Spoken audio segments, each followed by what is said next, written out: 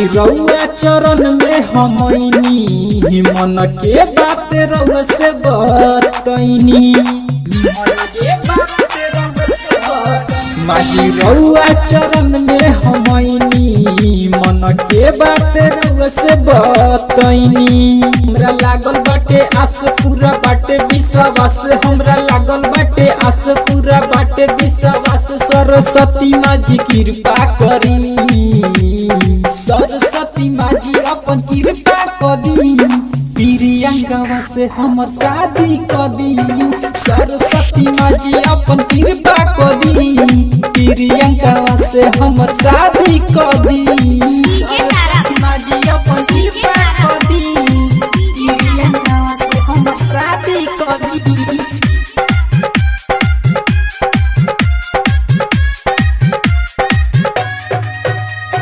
2020 में कोरोना आई गई, लॉकडाउन से लुधियाना फंस गई। लागल बा आस नहीं करे निराशा, सरस्वती माजी राउर करतानी पूजा।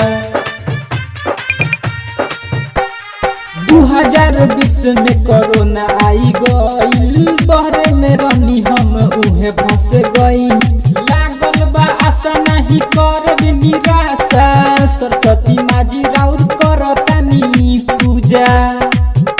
ओकर माई बिया तेज शादी कदी कहीं और, ओकर माई बिया तेज शादी कदी कहीं और। सरस्वती माजी कृपा करी, सरस्वती माजी अपन कृपा कदी, प्रियंका से हमर शादी कदी। सरस्वती माजी अपन कृपा कदी, प्रियंका से हमर शादी कदी। सरस्वती माजी कृपा कदी, प्रियंका से हमर शादी कदी।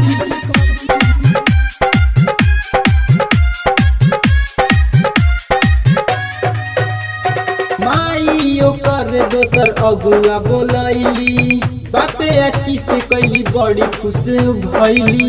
सुनी के प्रियंका खाना नहीं खैली, रंगा जरा जवा के फोन के कहली। माई ओकर दोसर अगुआ बोलैली, बाते चित कैली बड़ी खुश भैली। सुनी के प्रियंका खाना नहीं खैली, रंगा जरा जवा के फोन के कहली। ओकर माई बिया तेज कदी शादी कहीं और। अजित बदरी 1 लाख सैफली ने हम मिली जुली पूजा करे। सरस्वती माजी अपन कृपा कदी, प्रियंका से हमर शादी कदी। सरस्वती माजी अपन कृपा कदी, प्रियंका से हमर शादी कदी।